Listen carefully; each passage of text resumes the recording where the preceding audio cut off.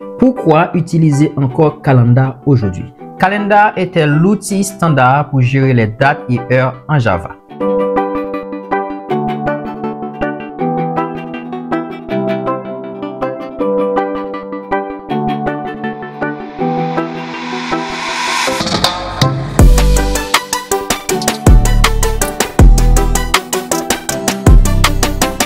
Salut à tous et bienvenue sur la chaîne Solid Code App. Je suis ici avec Marie. Salut à tous et bienvenue dans cette nouvelle vidéo. Aujourd'hui, nous allons explorer la gestion des dates avec la classe Calendar.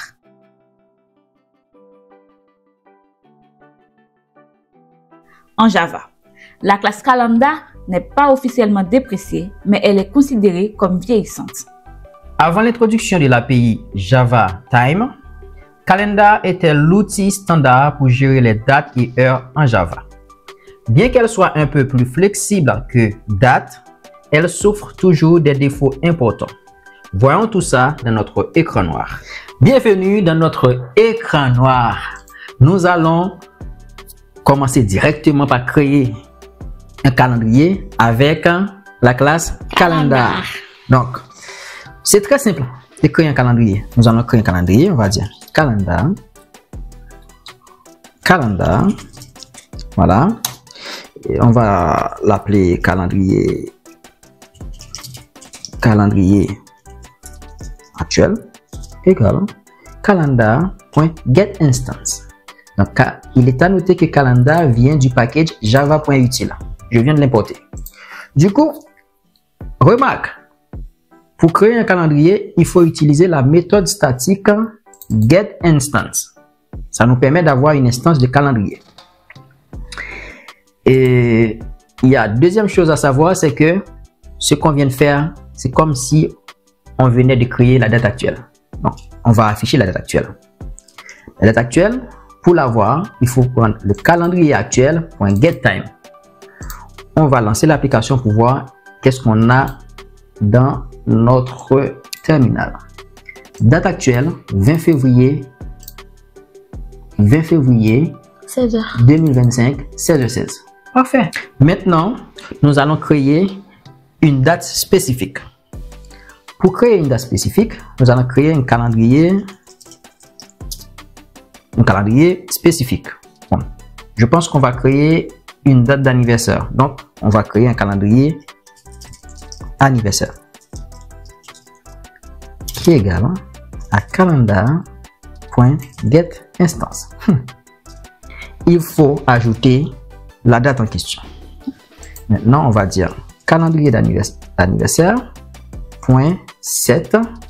La méthode set, elle a été définie, redéfinie à plusieurs reprises dans la classe Calendar. Donc, on peut indiquer l'année, le mois, le jour, tout d'un coup. Ou bien, on peut indiquer l'année à part, le mois à part, le jour à part. Nous, on connaît déjà l'année, le mois, le jour. On va utiliser cette méthode qui nous permet d'ajouter l'année. L'année, c'est, on va dire, la personne est née le 25 mars 1990. L'année 1990. Le mois, comme c'est le mois de mars, on pourrait se dire, ben, c'est le numéro 3, c'est le chiffre 3. Ah ben non, en calendrier, le mois commence à 0 et finit par 11. C'est-à-dire, le mois de janvier, c'est 0 et le mois de décembre, c'est 11. Ce qui veut dire que le mois de mars, c'est 2 et non 3. D'accord. 25 mars, ok, de 1990. Voilà. Ok. Donc, on va afficher la date d'anniversaire. On affiche la date d'anniversaire pour voir un peu ce qu'il y a, ce qu'on a comme résultat. Nous affichons date d'anniversaire 25 mars 1990. Le premier piège avec Calendar est que tout comme avec date, les mois commencent à 0. Donc, si vous voulez spécifier mars, vous devez entrer 2 et non 3. Ce genre de détail peut provoquer des erreurs subtiles dans le code, alors attention. Voyons ensemble comment éviter le piège dont Marie nous a parlé. Pour ce faire, ce qu'on va faire, on va tout simplement créer une date ou bien un calendrier de date. On va dire calendar date. On va l'appeler date de contrat, notre variable date contrat. Voilà. Égal calendar.getInstance. Bien, je viens de créer un calendrier pour la date de contrat. Date du contrat. Maintenant, je veux dire que la date du contrat, c'est la date, par exemple, du 15 novembre 2024. Bon, 15 novembre 2024. Je vais ajouter cette information au calendrier. Je vais dire date calendar. Point 7. Je vais setter d'abord le jour. D'accord? Oui. 7. On va dire. Donc, pour setter le jour, il faut utiliser la constante day qui existe dans la classe calendar. Parce que calendar a prévu des constantes pour nous.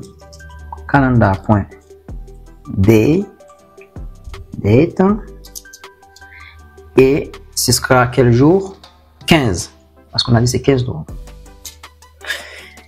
Là maintenant, nous allons c'était le mois. Ok? Oui. Date contrat. 7 calendar.month, non pas Monday, month. Ok, le mois maintenant, le piège c'était quoi? C'est que si on doit ajouter novembre, au lieu de mettre 11, il faut mettre 10, il faut enlever 1. Sauf que calendar a vite compris qu'il y a un problème. Et calendar a ajouté une constante pour nous. C'est-à-dire, cette constante, c'est que tu peux tout simplement indiquer à calendar quel mois que tu veux. Ici, en l'occurrence, c'est le mois de novembre.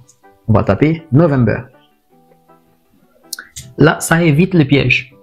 D'accord. On n'a pas à réfléchir s'il faut enlever 1 ou ajouter 1. Ça évite le piège. OK? Donc, on va ajouter l'année maintenant. Date calendar.set. Calendar a aussi prévu l'année. Calendar.year. L'année c'était 2024. Ok.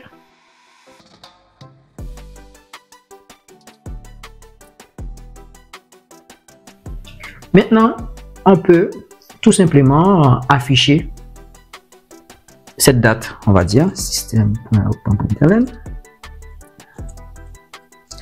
On va dire tout simplement, c'est la date du contrat. Ok, c'est date contrat calendar.getTime. On va lancer cette application. On va voir ce que ça va nous sortir. Quand je lance l'application, je vois date du contrat 15 novembre 2024. Voilà, il ne s'est pas trompé. Alors, on peut aller dans ces fameuses constantes pour mieux comprendre qu'est-ce que calendar fait pour nous. On va là où il y avait le piège, dans le mois. Ok? Oui. Il a prévu une constante avec tous les mois. Si je clique sur calendar.november, tu vois? Alors, ok. Sous le capot, au lieu que ce soit nous qui ajoutons le 10 manuellement, eh bien, calendar s'est dit, ok, je vais tout simplement leur dire November, c'est 10. Comme ça, tu fais calendar.november. Tu n'as pas à réfléchir, est-ce que je dois mettre 10 ou bien 11. Voilà, ils ont bien pensé ça. Voyons maintenant si on peut comparer les dates avec calendar. Bien sûr, vous pouvez comparer les dates avec calendar grâce aux méthodes before, after et equals. Voyons tout ça dans notre écran noir. Nous allons procéder à la comparaison. On va regarder si le calendrier actuel est égal au calendrier d'anniversaire. Ok? D'accord, oui. En utilisant la méthode equals. Calendrier actuel, point equals, calendrier d'anniversaire. On va faire la deuxième comparaison. Bon, affichage. Et là maintenant, nous allons tout simplement chercher Boolean is est inférieur. Voilà, c'est calendrier actuel. Point is before. C'est before que Marie a dit. Date, c'est pas date contrat, hein, c'est before date anniversaire. Voilà. Et là, on va regarder si supérieur. On pourrait dire boolean et supérieur. Et calendrier actuel after. Bien. Bien. Ok. Là, nous allons afficher ça. Voilà. On va lancer l'application. Toujours, il faut lancer. Yes, yes, yes. La date, les dates sont-elles égales? False.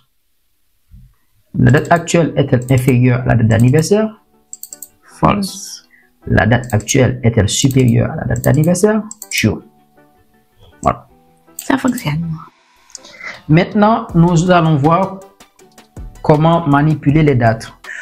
Voilà, nous allons déjà commencer par la récupération des éléments dans les dates. Vous pouvez récupérer l'heure, les minutes et les secondes avec Calendar grâce à la méthode get. On peut aussi utiliser la méthode get pour récupérer le mois, l'année et le jour. Nous allons voir comment tout ça fonctionne. Regardons l'écran noir. On va se baser sur le calendrier actuel pour pouvoir accomplir cette histoire. Donc, déjà, on a int année. Nous venons de récupérer l'année en faisant calendrier actuel.get et on se base sur la constante qui a été définie dans la classe calendar pour indiquer à calendar que c'est bien l'année que je souhaite récupérer. Et ici, je récupère le mois. Voilà, je récupère le mois toujours en se basant sur cette constante mois, month. Et pour le jour, j'utilise day of month. Tu as noté que tu peux utiliser aussi date. C'est la même chose parce que c'est synonyme. Donc, du coup, la chose à prendre en compte, à considérer, est que quand tu récupères le mois, ça te sort un mois, c'est le mois moins 1. C'est-à-dire, si tu avais novembre, le calendrier va te sortir 10 au lieu de 11. Donc, c'est pour ça qu'il faut penser à ajouter un petit 1 après. C'est comme une sorte de correction que tu fais après. Ça te sort le chiffre 10, tu ajoutes 1, ça fait 11, puisque tu sais que tu utilises le mois de novembre. Bon. Là, on a l'année, le mois, le jour. Maintenant, je souhaite continuer, c'est-à-dire récupérer l'heure. Je viens de récupérer l'heure. Calendrier actuel.get, calendar.hour of day, l'heure de la journée. Ok? Donc, du coup, on va récupérer les minutes. Calendar.minute. On va récupérer les secondes. Maintenant, ce qu'on va faire, on va afficher tout ça pour voir est-ce qu'on a vraiment le bon résultat. Ok? Oui. Donc, affichage. On va afficher tout ça sur une seule ligne. On va lancer l'application. Disons, on lance l'application. Qu'est-ce qu'on voit ici? Date actuelle. Date actuelle. 20 février 2025, 17h32. C'est exactement ça parce que quand tu regardes la date actuelle en haut, c'est 20 février 2025, 17h32. Donc, on a bien fait jour, mois, année, heure, minute, seconde. On l'a mis dans ce formatage ici. Donc, on a réussi à récupérer tout ce dont on a besoin à partir d'une date. On peut facilement ajouter ou soustraire du temps à une date avec la méthode add. Ok, c'est-à-dire ici, nous allons ajouter et soustraire du temps. Pour ajouter ou soustraire du temps, on nous dit il faut utiliser la méthode add. Je vais prendre le calendrier actuel. Je vais ajouter bon, pas 15 jours, hein. Je vais ajouter tout simplement un jour. Voilà. Je vais lui ajouter un jour, comme ça. Sachant qu'aujourd'hui, on est le 20 février. Donc, du coup, si on ajoute un jour, date après 15 jours. Non, c'est un jour. Après un jour. OK? Si on fait ça et on lance l'application, quel sera le résultat? Est-ce que Calendar va comprendre qu'il faut enlever un jour? Donc, il faut ajouter un jour parce que on ajoute un jour. C'est pour ajouter. Du coup, qu'est-ce qu'on voit ici? On voit date après 2 jours. Non, c'est pas après 2 jours. Pourquoi j'ai mis 2 jours? C'est un jour que je viens d'ajouter. Voilà. Date après un jour. Qu'est-ce que je vois en fait? Lancer l'application pour voir ce que ça fait. Ben, date après un jour, c'est 21 février. Voilà, on vient d'ajouter un jour au calendrier actuel. OK? Oui. Maintenant, on va enlever un jour. Si on enlève un jour, moins 1. C'est-à-dire, c'est la même méthode add qui est utilisée, c'est juste les signes qui changent dans le nombre. Par exemple, si tu veux ajouter, le nombre est positif. Si tu veux soustraire, le nombre est négatif. Donc, on va enlever un jour. D'accord. Okay. Et qu'est-ce qui se passe ici? Qu'est-ce qu'il me dit? Date avant un jour. Date après un jour, c'est 21. Oui. Date avant un jour, c'est 20. Pourquoi c'est 20 alors qu'on est 20? Ouais. Parce que tu viens de modifier le calendrier en lui ajoutant un jour. Et c'est ce même calendrier que tu utilises pour enlever un jour. Ah. Donc c'est normal. Ouais, parce que lui, le calendrier était déjà au 21. Tu enlèves un jour, retourne à 20. Bah oui, c'est vrai. Donc c'est tout à fait logique. Il n'y a pas de problème là-dessus. Maintenant, on peut, pour le fun, enlever un mois. Voilà, on va enlever un mois. On va dire calendrier actuel, point, add. On nous dit quel champ? C'est calendrier, point, month. Pardon, des month. OK? Month. Et puis on lui dit, écoute, enlève-moi un mois. Non, on n'enlève pas. On enlève un mois. Pour enlever un mois, pour faire une soustraction, il faut mettre le signe moins. Oui. OK? Donc là, si on affiche la date actuelle, OK? Qu'est-ce qui va s'afficher? Qu'est-ce qui va s'afficher? Là, nous avons date avant un mois. On est en janvier. On est le 20 janvier. Donc, oui. Ça fonctionne très bien. Donc, Calendar, ça fonctionne très bien. Maintenant, passons au formatage des dates. Parce que le format qu'on a ici, c'est peut-être pas le format qu'on va utiliser dans toutes les applications du monde. À un moment donné, on a besoin de formater les dates dans un format au moins plus approprié. Donc, comment cela peut se faire? C'est de la même manière qu'on faisait avec la classe date. Parce que la classe date s'appuie sur Simple Date Format pour pouvoir formater ces dates. Nous allons formater la date actuelle. Donc, on va tout simplement créer un Simple Date Format. OK? Simple Date Format. Simple Date Format, c'est une classe qui existe dans le package java.txt. OK? Je vais l'appeler SDF pour Simple Date Format. Et je vais créer un New Simple Date Format. New Simple Date Format. Et le format que je veux, c'est le format jour, mois, année, heure, minute, seconde. Du coup, ce que je vais faire maintenant, puisque j'ai SDF, je vais demander à SDF de me formater la date actuelle. Donc, on va faire la date actuelle formatée. C'est, tu prends SDF, tu fais appel à la méthode format et tu lui donnes le calendrier, mais c'est pas le calendrier que tu lui donnes, hein. Tu fais appel à getTime qui va te sortir une date. D'accord. Maintenant, affichons cette date formatée. Voilà, nous allons afficher cette date formatée. OK. Bien. Alors, regardez-moi ça.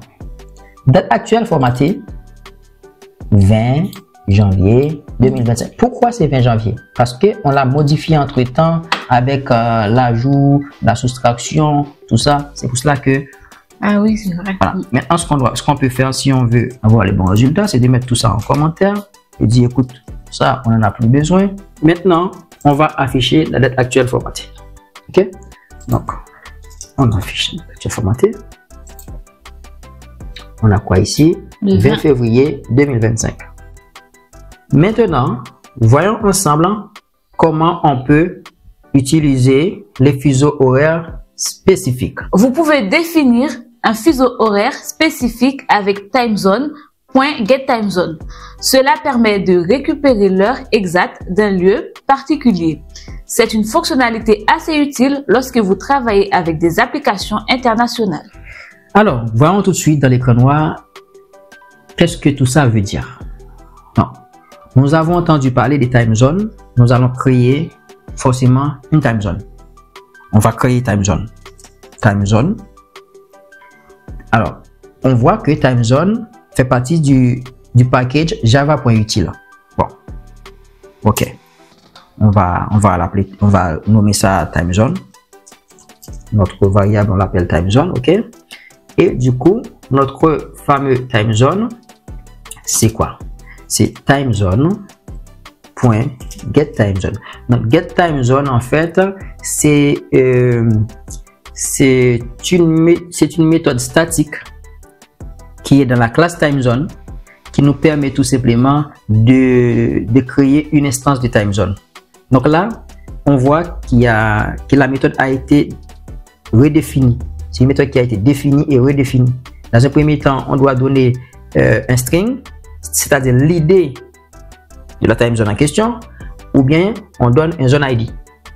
Donc pour nous, on va juste donner un string qui indique tout simplement où on est. On va mettre America, New York. America, New York. OK. Maintenant, nous venons de créer notre nouveau calendrier dans le time zone America, New York. Il nous faut un SDF, c'est-à-dire un formateur. Notre formateur, il est ici. On va utiliser le même formateur. Soit tu peux utiliser le même, ou pour éviter les complications, on va en créer un nouveau. On va l'appeler formateur. OK? Donc, nous avons notre formateur. Oui. Maintenant, ce qui se passe, c'est que il faut donner au formateur notre time zone.